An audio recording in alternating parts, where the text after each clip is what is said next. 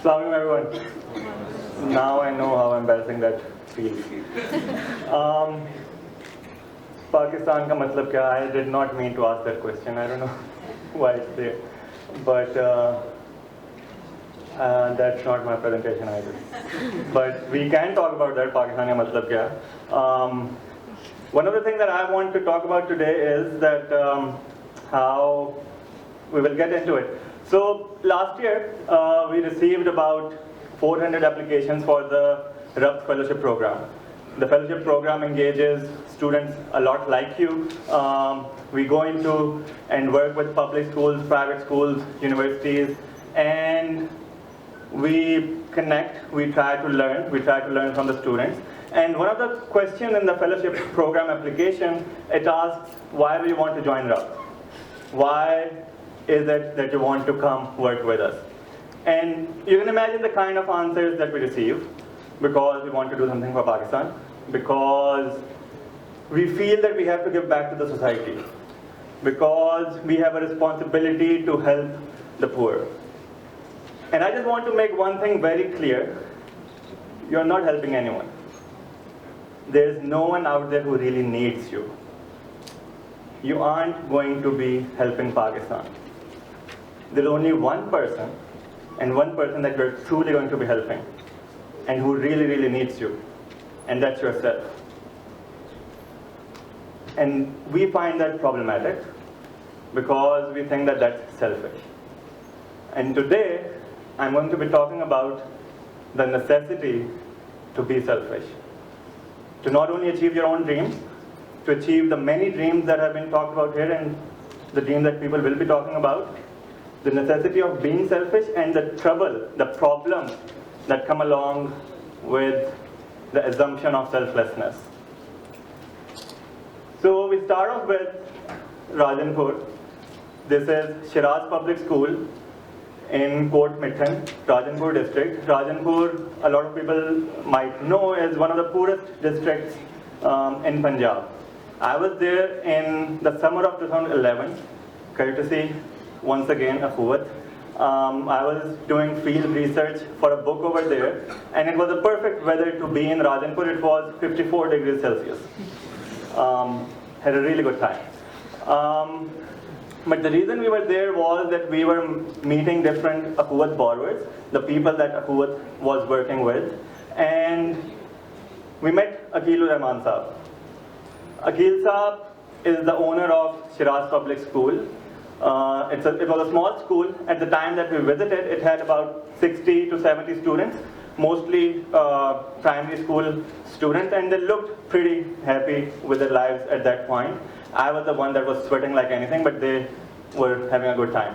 But if you had been to Rajanpur about a year earlier, they would not have been that happy, because this is what was going on in Rajanpur in 2010, the summer of 2010. There were massive floods throughout Pakistan, and Rajanpur was one of the worst affected districts. Add to that one of the poorest districts already in Punjab, that does not make your life easy. But the flood subsided, as all floods do. And what did Akil Saab decide to do? He could have left the area. He could have gone on and worked somewhere else. He was a qualified teacher and a school owner. He could have found work somewhere else. But what he decided to do was that he decided to stick there. He took a loan from Akhuwat worth hardly 25,000 rupees. He bought school furniture. He bought computers. He wanted to computerize his system. And he stuck it out there. And do you know who the school might have been named after? Shiraz Public School.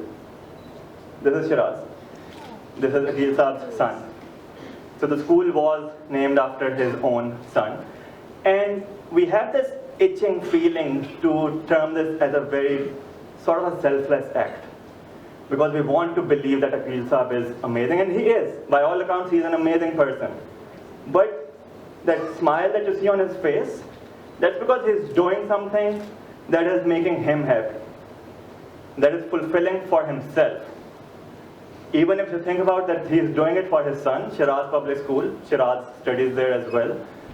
He's doing it for his legacy. He wants to make sure that his legacy goes forward. And if he hadn't been doing it for himself, he wouldn't have been doing such a wonderful job at it. The reason that it's fulfilling for him, the reason that he realizes that my stake is in this, that's why he's able to do such a wonderful job. And why was I there?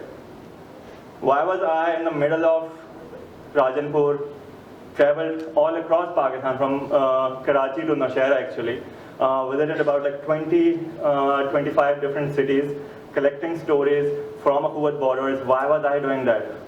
Especially in the perfect weather. Now, when I think about it now, my motives were pretty selfish.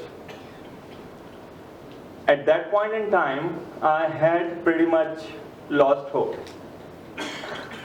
I had just graduated from college a year before that, and as you guys will realize, once you graduate, it's a pretty hopeless place out there. You step out into the real world, you realize that like nothing is really happening here, there's no real change happening, and there's only really nothing that you can do about it.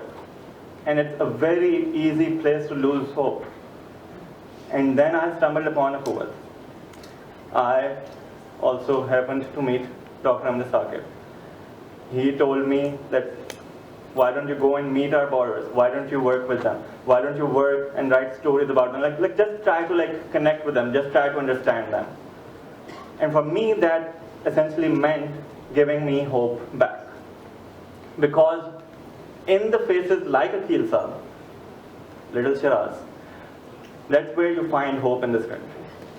You don't need to find hope in Lahore or Karachi or Islamabad. A lot of times you don't find hope in these places actually. You need to go out, you need to venture out, and that's where you find hope. And that's what the purpose for me. I would be the first one to claim that it was a very selfish move. Now the problem is, why are we talking about this?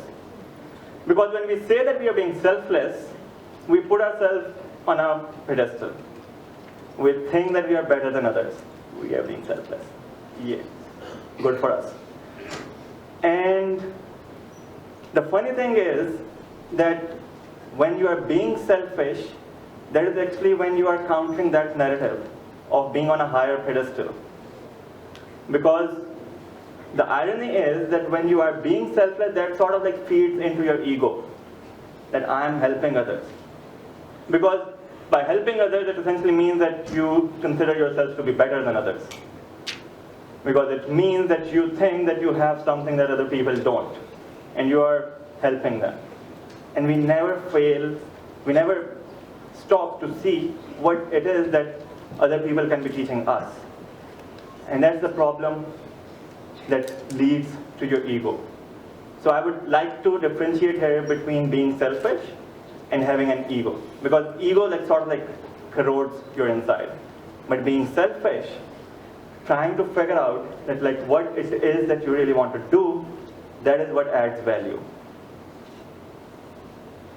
Now, while we are discussing this, we might as well discuss why it is that I do what I do. For the last 3 to 5 years, there's been one word which I have been sort of infatuated with. This one value which I have been going crazy about. Some of the people here who have worked with Rabtt also realize that word, and that is empathy. It's a very difficult word, it's a very tricky word, and we have been so infatuated with it that we have tried to define it for ourselves at Rabtt, and this is the definition.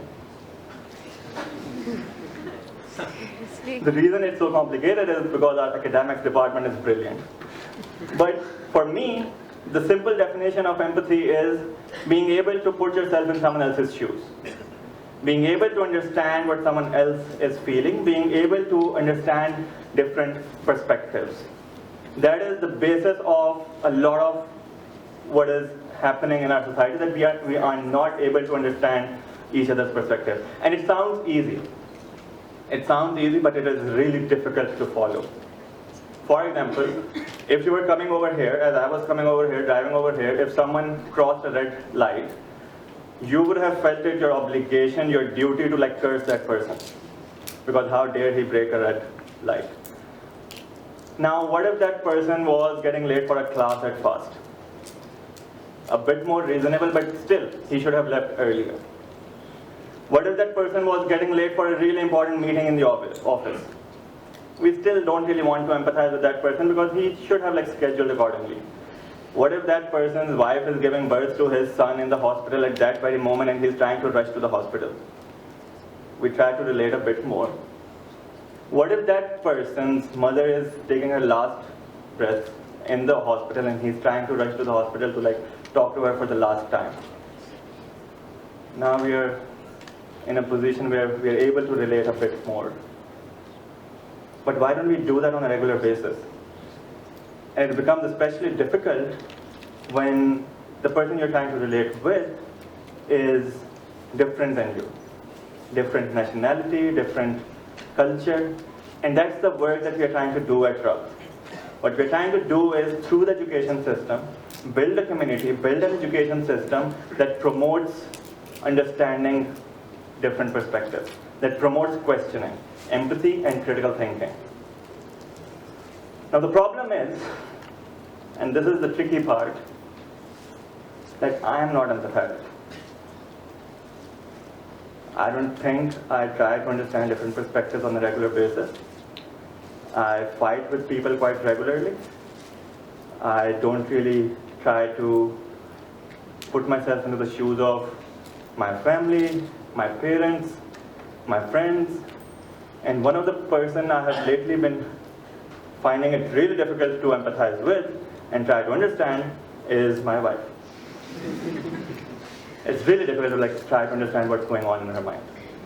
I can't really tell. So I'm standing here talking about empathy and telling you that I'm not empathetic myself. What's going on? Is this person hypocritical? Maybe. Why is he working and running this organization? Why is he doing what he's doing? For me, it's because I have difficulty trying to understand different perspectives. I surround myself with people, my team, my fellows who are sitting here today, who constantly reinforce that message to me, that let's try to understand different perspectives. They tell me on a regular basis the value in connecting, the value in understanding, the value in listening, and the value in developing that community. And I would be the first one to admit that it was a selfish motive. It's a value that I hold dear. It's a value that I don't think I have. And for me, it was a selfish motive to work on this further, to surround myself with people who can help me in this journey. And that's the problem when we don't do that. When we think that we have all the answers, we go into the field, we go to work with people that we are supposed to be working with as messiahs. This is especially true when you're working with people from economically worse off backgrounds than yourself. Because you think that, Garib bichare, let's help them out. You're going in as a savior. You're going in with the moral authority of someone who can go in and tell people that you're not supposed to be doing it this way. Let's do it this way. I'm sorry, but you don't know that. You have no authority to be telling people what they should be thinking, how they should be acting. You are not a messiah. And that's the problem. That's the difficulty that comes along with this conceived selflessness. And what it stops from happening is that you aren't able to learn. Because when you go in as a messiah, you're going in with the assumption that whatever there is to teach is coming from me. Whatever that person needs to know is coming from me. But when you go in with selfishness, when you go in with the willingness to have everything for yourself, have everything, grab an opportunity and learn from it, that's when you start understanding people as well. When you step down from that pedestal and you try to understand, how do I become better at what I'm doing with selfish motive, that's when you start learning from people. And over the years, we have found that everyone that we have worked with has taught us amazing lessons. Our students have actually proved to us that they're much more creative than us, than we would ever be. This is an artwork by a student at the 2011 Rabtt summer camp. Our students would actually have done a better job at the stage today than I'm doing right now, probably, because they're much more confident, they're much more adept to performing in front of audiences. And our fellows. We have worked with numerous fellows, and they continue to teach us on a regular basis that what it means to be connecting, what it means to have a community, and quite a few of them have started their own social enterprises. And they inspire me on a daily basis to dream bigger.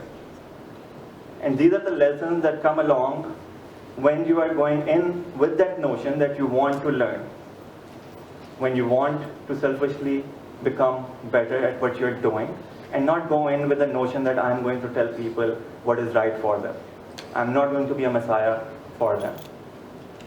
So in conclusion, just to make sure that we have to be careful that we don't treat this word selfishness to its logical extreme, and there has to be caution, because it has to be practiced with empathy. It has to be practiced with an attempt to listen, and first and foremost with an attempt to understand your own self, because otherwise it can go in a lot of negative directions. But just with the caution that when we assume and when we try to force selflessness, what we're essentially doing is that we are sort of making things difficult for ourselves and making things difficult for those whom we want to be selfless. Because A, you don't want people to be going in with a messiah complex. But secondly, you want it to be more human. When you say selfless, it means that you are expecting the person to do something that is against his or her nature. And how can anyone truly find fulfillment when he or she is not doing something that is true to his or her nature? So we have to find the beauty in selfishness. We have to realize that it is the key to doing whatever is meaningful for us. And we have to realize that that is the way we can treat people as equals, we can start learning from them, and we can have dreams that don't only belong to us, but that belong to the whole community. Thank you.